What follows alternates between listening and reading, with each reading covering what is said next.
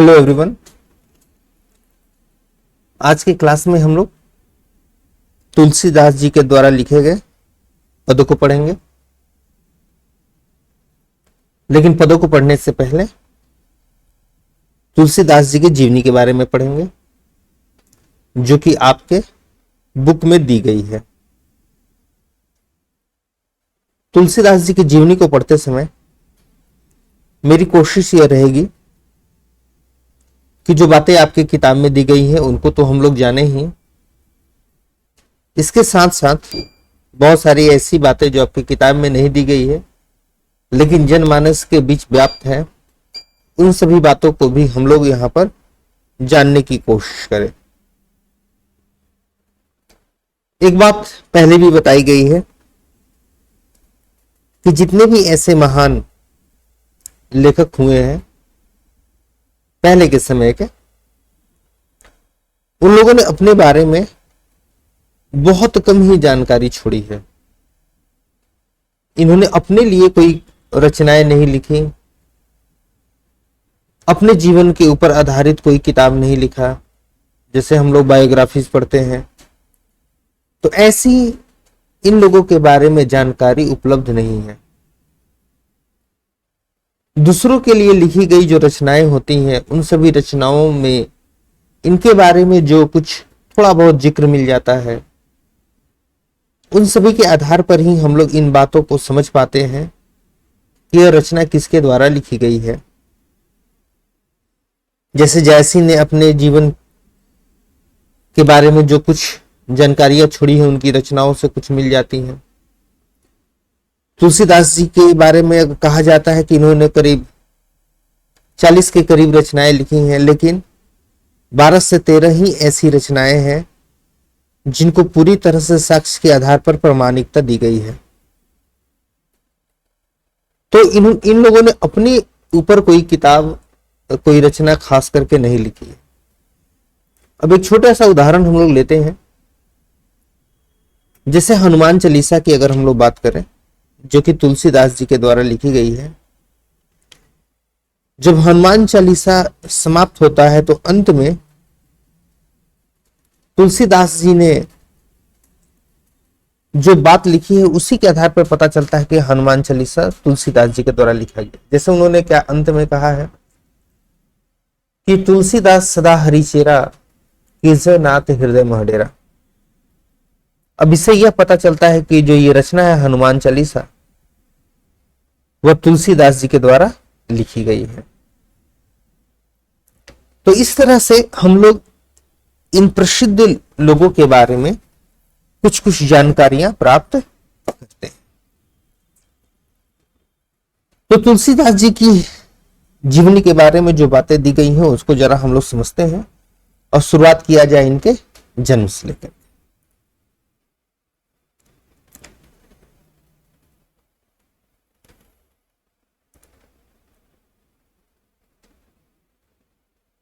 तो तुलसीदास जी के बारे में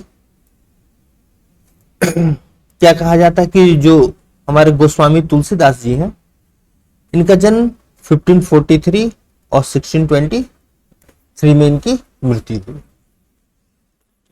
अब इनके जन्म को लेकर के अगर हम लोग बातचीत करें तो बहुत ज्यादा कंफ्यूजन है। बहुत जगह इनके जन्म जो है वो अलग अलग तारीखों पर मिल जाते हैं, लेकिन चूंकि आपकी किताब में यही तारीख दी गई है इसलिए आपको इसे ही याद रखना है। हिंदी साहित्य के महान संत कवि थे ना, ये जो तुलसीदास जी थे, गोस्वामी तुलसीदास जी हिंदी साहित्य के महान संत कवि थे। रामचरितमानस इनका गौरव ग्रंथ है। थोड़ी सी गड़बड़ हो गई, एक मिनट। तो रामचरितमानस जो है इनका गौरव ग्रंथ है, सभी लोग जानते हैं। इन्हें आदि काव्य रामायण के रचयिता महर्षि वाल्मीकि का अवतार भी माना जाता है। वाल्मीकि का पुनः अवतार भी इन्हें माना जाता है, लोग मानते हैं। अब ये बात कहीं लिखी हुई आपको नहीं मिलेगी। अब जो ये रामचरितमानस है, इसका कथनाक रामायण जो है उससे ही लिया गया है। रामायण से ही जो है इस प्रभावित होकर के इन्होंने रामचरितमानस लिखा है। रामचरितमानस श्लोक ग्रंथ है और इसे उत्तर भारत में बड़े भक्ति भाव से पढ़ा जाता है। इसके बाद विनय पत्रिका, इसके बारे में हम जिक्र करेंगे आगे। उनका एक महत्वपूर्ण काव्य है। जो ये महाकाव्य रामचरितमानस है, इसको विश्व के 100 सर्वश्रेष्ठ लोकप्रिय काव्यों में 46वां स्थान प्राप्त है। 46 जो है वह ये स्थान प्राप्त है। तो बहुत ज्यादा फेमस जो है ये रामचरितमानस। अब उनके जन्म से संबंधित कुछ बातों को देख लेते हैं। कोशिश कीजिएगा आप लोग भी ना, एक एक चीजों को अच्छी तरह से समझ लें। इनका जन्म राजापुर जिला बांदा ना, याद रखिएगा, वर्तमान में जो चित्रकूट है यहां माना जाता है।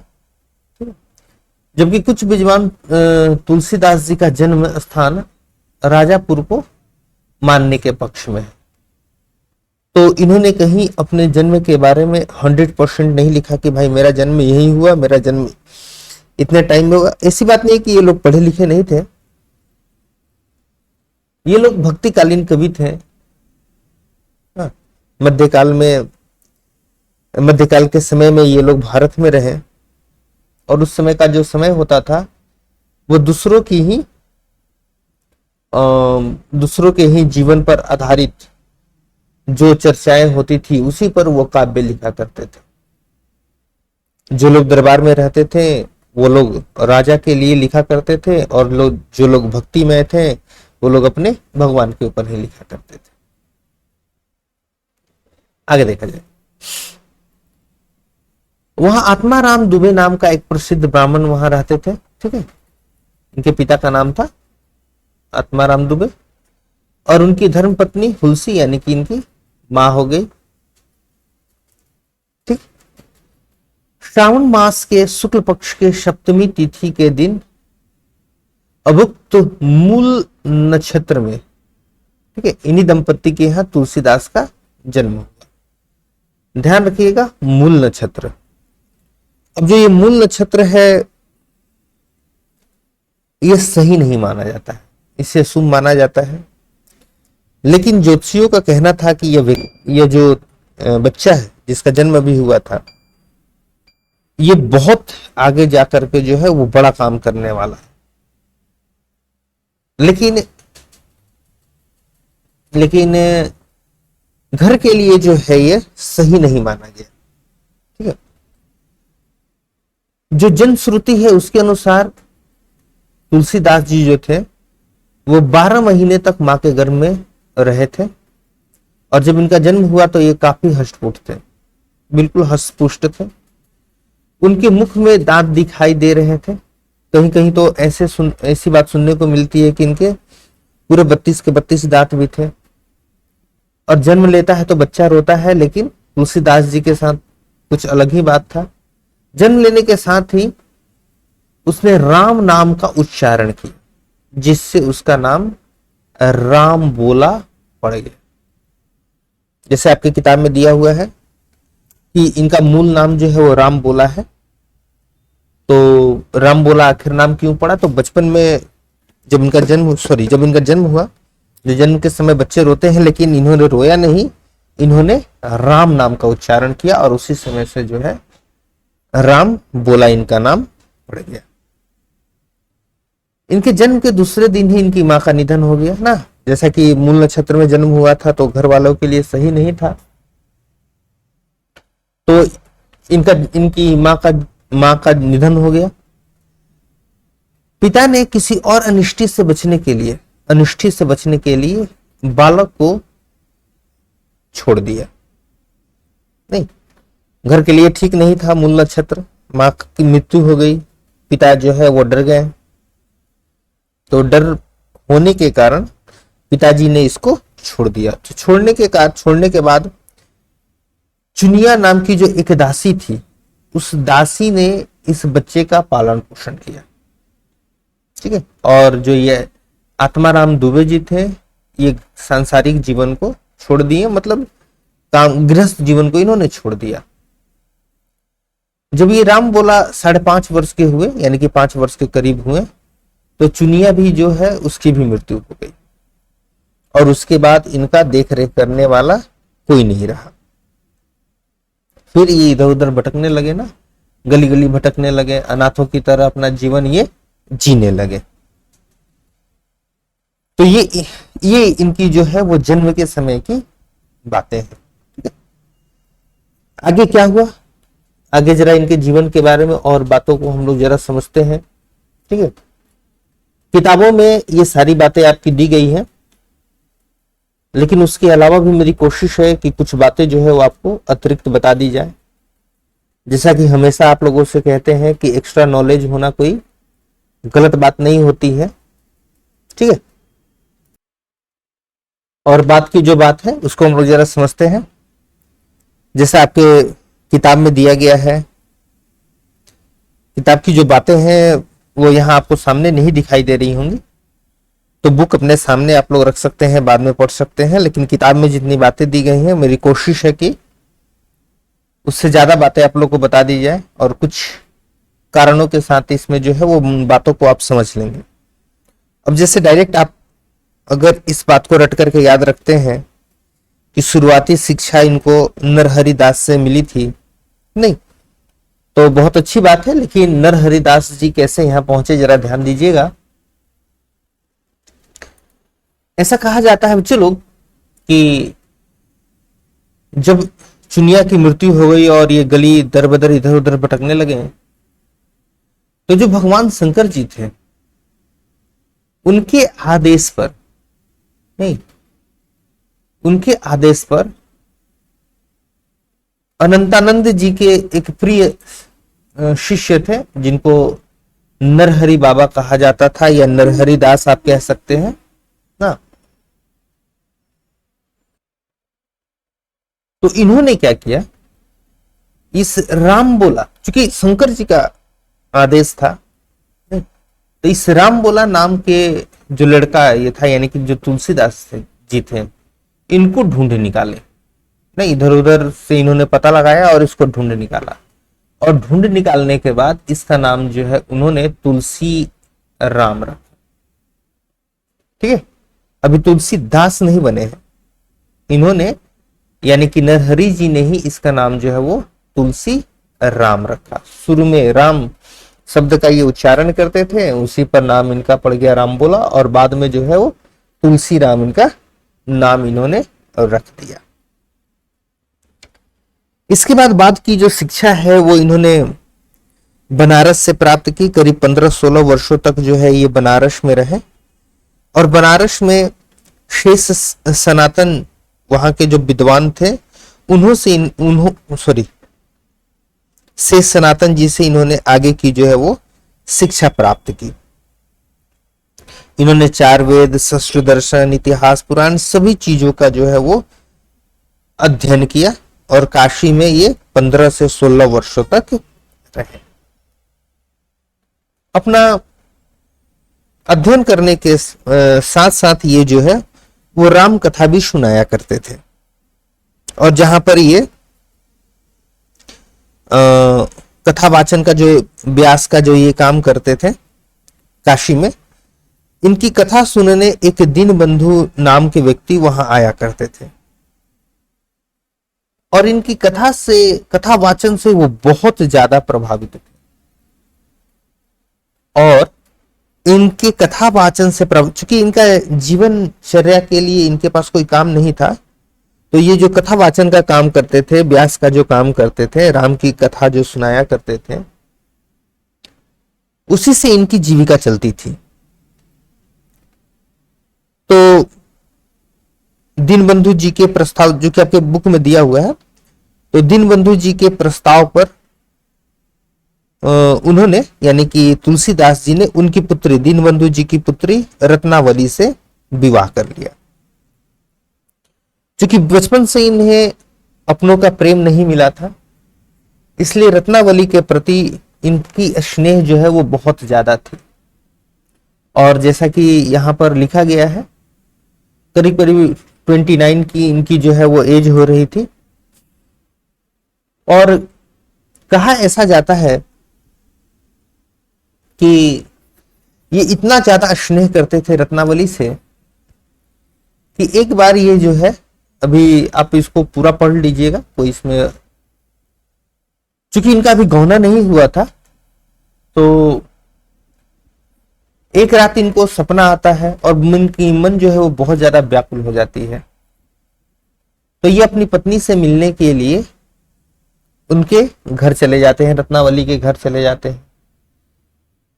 जाने के क्रम में भी बात यह कही जाती है कि एक नदी से होकर के गुजरना होता है इन्हें, और अत्यधिक बारिश के कारण उसमें बहुत ज्यादा बाढ़ आया हुआ रहता है। तो ये एक शव जो कि उसमें बह रहा था, उस नदी में बह रही थी एक शव, उस पर बैठ करके नदी पार कर जाते हैं। और अंधेरे में इन्हें दिखाई नहीं देता है, और एक सांप को पकड़ करके लटकते हुए सांप के सहारे ये सीधा जो है वो रत्नावली के शयन कक्ष में पहुंच जाते हैं। लेकिन रत्नावली लोकलाज के डर से इन्हें वहां से वापस लौट जाने के लिए कहती है, लेकिन यह जो है उसे साथ अपने लाने का आग्रह करने लगते हैं। तो इस बात पर गुस्सा होकर के जो रत्नावली है वह एक श्लोक बोलती है, एक बात बताती है। क्या कहती है? अस्थि चर्मम देह्य तासो ऐसे प्रेत, नेकू जो होती राम से तो काहे भावभीत। कहने का मतलब यह है कि इस अस्थि, इस हड्डी, इस चाम के शरीर से आपको जो इतना प्रेम है, अगर इसका थोड़ा भी प्रेम आपको राम से होता तो आपको राम के दर्शन हो जाते। इस बात को सुनकर के वो उन्होंने गृहस्थ आश्रम को बिल्कुल त्याग देते हैं। ठीक, जब वो घर अपने राजापुर आते हैं तो वहां पता चलता है कि उनके पिता की भी मृत्यु हो गई है। तो श्राद्ध वगैरह सारा काम करके वो गृहस्थ जीवन से पूरी तरह से त्याग ले लेते और अपने आप को एक अंतिम लक्ष्य राम का दर्शन बना करके अपना जीवन बिताना शुरू कर देते। अब इनके जीवन का बस एक ही लक्ष्य था, राम का दर्शन करना।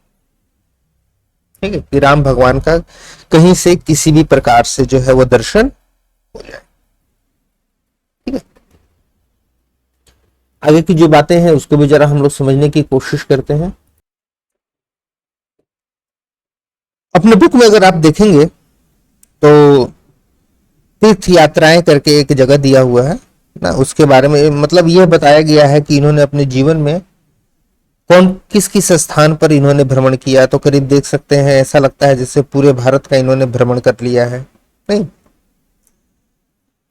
जगन्नाथपुरी, रामेश्वर, अरे वाह, साउथ नॉर्थ सारा इन्होंने भ्रमण कर ही लिया है। और मित्र और स्नेही की जो बात इसमें की गई है उसको आप देखिए। उस समय के जितने भी प्रसिद्ध लोग थे, नहीं, टोडरमल हो, मान सिंह हो ना, खान खाना, अब्दुल रहीम खान खाना, तो सभी लोग जो थे, नाभादास जो भी है, सभी लोग इनके समय में थे, इनके समकालीन थे। कभी कभी कॉम्पिटेटिव एग्जामिनेशन में इस तरह के क्वेश्चंस पूछ दिए जाते हैं कि तुलसीदास के समकालिक कौन थे। तो इन सभी बातों को थोड़ा ध्यान में आप लोग रखिएगा। अब हम लोग आगे की बातचीत करते हैं। जैसा कि अभी बताया गया कि जब इन्होंने गृहस्थ जीवन त्याग दिया तो इनके जीवन का बस एक ही उद्देश्य रह गया, और वह रह गया ना, राम से भेंट करना। तो इसके पीछे की भी जो है बच्चों लोग कुछ बातें हैं जिसको हम लोग जानते हैं। इनके बारे में और डिटेल में अगर आप लोग जानना चाहते हैं तो तुलसीदास नाम से एक फिल्म भी बनी हुई है। आजकल तो YouTube का जमाना है बच्चे लोग ना, कोई घबराने की बात नहीं है। इनके जीवन पर फिल्म भी बनी हुई है, आप लोग जाकर के फिल्म भी देख सकते हैं। बहुत अच्छी तरह से जो है आप लोगों को जानकारी मिल जाएगी। तो राम जी से जो भेंट की बात है उसके पीछे की क्या बात है, क्या तो जहां ये रहा करते थे वहां ये पेड़ में ये जल दिया करते थे और उस पेड़ पर एक प्रेत जो है वो निवास करता था। इनके जल देने से वो प्रेत बड़ा प्रसन्न हो गया और इनसे कहता है कि भाई तुम्हारी कोई इच्छा है तो कहो। तो ये कहते हैं भाई मेरी एक ही इच्छा है कि भगवान राम से मेरी जो है वो मुलाकात हो जाए। प्रेत कहता है ये मेरे बस से बाहर की बात है, लेकिन एक रास्ता मैं तुम्हें बताता हूं। जहां तुम राम का भजन करते हो, लोग जहां राम का भजन सुनने आते हैं, वहां एक भिखारी नहीं आता है, कुष्ठ रोगी आता है, सबसे पहले आता है और सबसे अंत में जाता है। वास्तव में वो हनुमान जी हैं, यदि उनसे आप मिल लें तो वो आपको राम का दर्शन करा दें। तो ये इस बात पर ध्यान रखते हैं और जब सभी लोग चले जाते हैं तो वो उस व्यक्ति के पीछे पड़ जाते हैं। व्यक्ति के पीछे जाते हैं तो वो भी आश्चर्यचकित हो जाता है, कहता है भाई आप मेरे पीछे क्यों आ रहे हैं? तो कहते हैं कि मुझे पता है कि आप हनुमान हैं और मेरी राम से दर्शन करने की इच्छा है और आप ही केवल पूरा करा सकते हैं। तो हनुमान जी इस बात पर कहते हैं कि भाई राम का दर्शन जो है वो चित्रकूट में ही होगा, आप वहीं चले जाइए। तो ये चित्रकूट चले जाते हैं। चित्रकूट में एक दिन यह देखते हैं कि दो बड़े सुंदर सुंदर व्यक्ति जो है वो घोड़े पर सवार होकर के आ रहे हैं, ठीक है, धनुष बाण लिए हुए हैं। तुलसीदास उन्हें देख करके आकर्षित तो होते हैं लेकिन समझ नहीं पाते हैं कि वास्तव में वो हैं कौन। फिर हनुमान जी उन्हें बताते हैं कि वास्तव में यही राम और लक्ष्मण थे। इस बार तो ये असफल हो गए, लेकिन फिर अगली बार कहते हैं हनुमान कि आप फिर दर्शन कर सकते हैं। तो देख सकते हैं ये सारा डेट वगैरह लिखा हुआ है नहीं। और ये घटना क्या घटती है कि जो तुलसीदास जी जो है वो चंदन घिस रहे होते हैं और वहीं पर दो छोटे छोटे बालक पहुंचते हैं। हाँ? और उन्हें देख करके तुलसीदास समझ जाते हैं कि इस बार कौन है ना। तो वहां पर एक दोहा कहा गया है, चित्रकूट के घाट पर भई संतन की भीड़, तुलसीदास चंदन घिसे तिलक देत रघुवीर ना।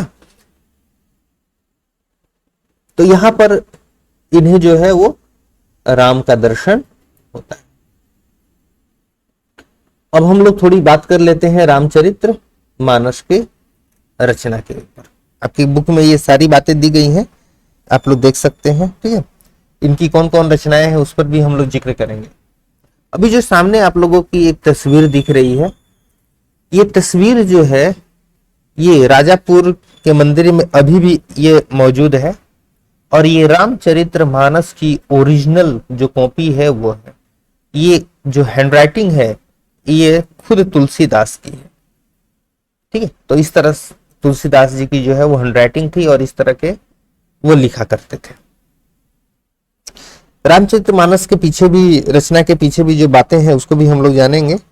वास्तव में ये इसकी रचना जो है वो संस्कृत में करना चाहते थे, लेकिन ये सुबह लिखते और शाम को इनकी लिखावट जो है वो गायब हो जाती। बड़े बेचारे चिंतित हो गए कि आखिर ऐसा क्यों हो रहा है।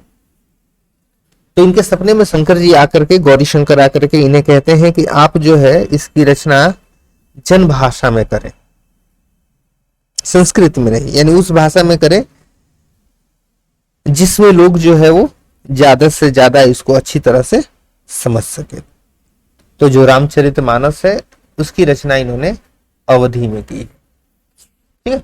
अच्छा, इसके पीछे समय जरा देखिए। इसकी रचना जो है वो 1574 में शुरू होती है ना, और उस दिन योग ऐसा बनता है रामनवमी के दिन, मतलब रामनवमी के दिन जो है ये इसका लिखना शुरू किया गया था। और योग ऐसा बना जैसा कि त्रेता युग में राम के जन्म के समय में योग था। उसी दिन से तुलसीदास ने लिखना शुरू किया और इसको खत्म किया इन्होंने 1576 में, और वह योग था राम सीता जी के विवाह का, ठीक है। और इसको लिखने में जैसा कि आपके बुक में दिया गया है, करीब 2 वर्ष 7 महीने और 26 दिन लगे इसको लिखने में। 2 वर्ष 7 माह और 26 दिन लगे थे। ठीक है, लिखने में इतने दिन लगे थे। इतने दिनों में उन्होंने इस रामचरितमानस की रचना कर दी। ठीक है,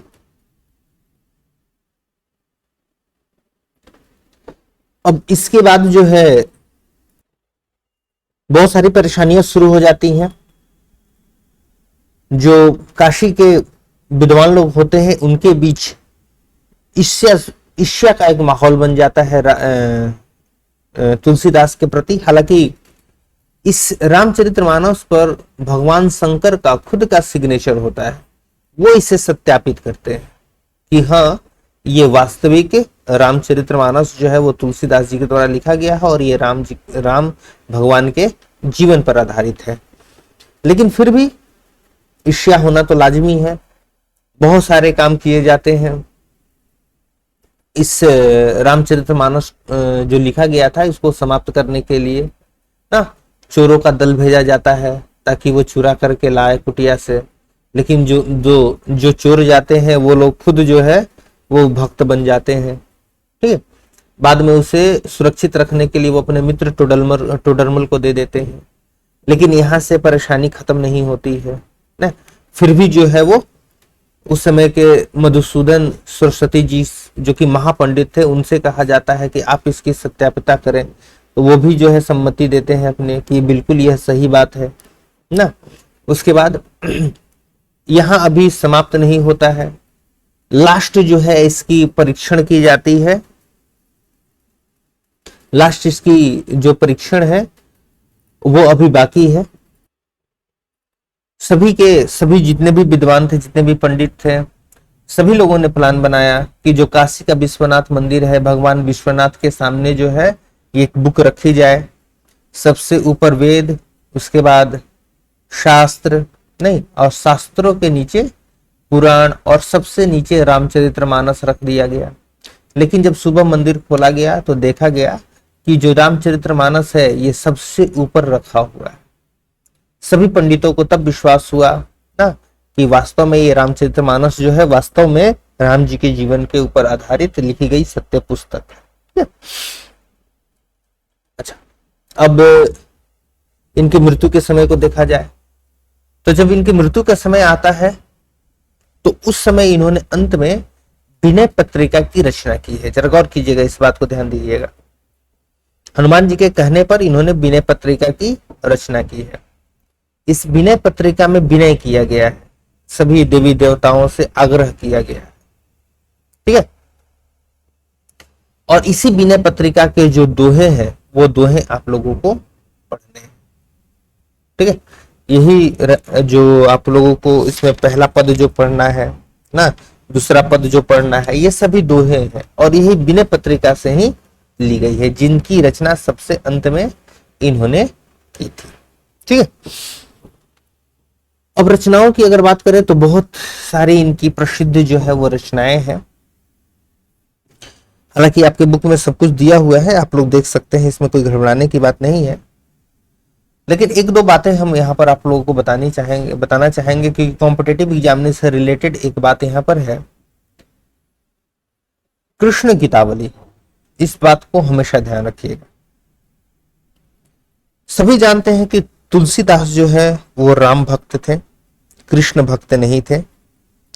लेकिन इन्होंने कृष्ण गीतावली की रचना की थी। इस बात को बिल्कुल याद रखिए।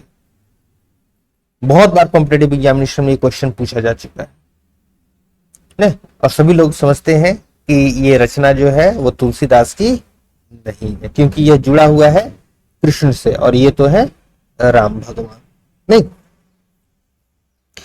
तो इसमें बहुत सारी बातें दी गई हैं, उनको आप लोग देख लीजिएगा। नहीं,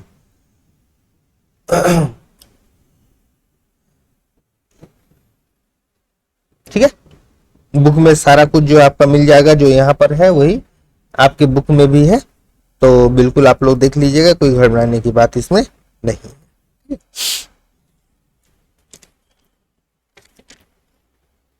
और एक छोटी सी बात हमेशा आप लोग याद रखिएगा, जैसे कि हम लोग जानते हैं कि तुलसीदास जी जो है वो संस्कृत के बड़े ज्ञानी थे, तो बहुत लोगों को लगता है कि इनकी सारी रचनाएं जो है वो संस्कृत में ही होंगी। ऐसी बात नहीं है, अवधी और ब्रज भाषा में भी इन्होंने बहुत सारी रचनाएं की है। हाँ, जैसे अगर हम आपको यहाँ पर बता दें तो जो दोहावली है, दोहावली इन्होंने ब्रज भाषा में लिखा है। ठीक, दोहावली इनके द्वारा लिखा गया है ब्रज भाषा में। नहीं, गीतावली और ये श्री कृष्ण गीतावली जो है, ये जैसे कृष्ण गीतावली जो है ये ब्रज भाषा में लिखा गया है। रामचरितमानस को इन्होंने अवधी भाषा में लिखा है। याद रखिएगा इन सभी बातों को, ठीक है। रामचरितमानस जो है इन्होंने अवधी भाषा में लिखा है ना।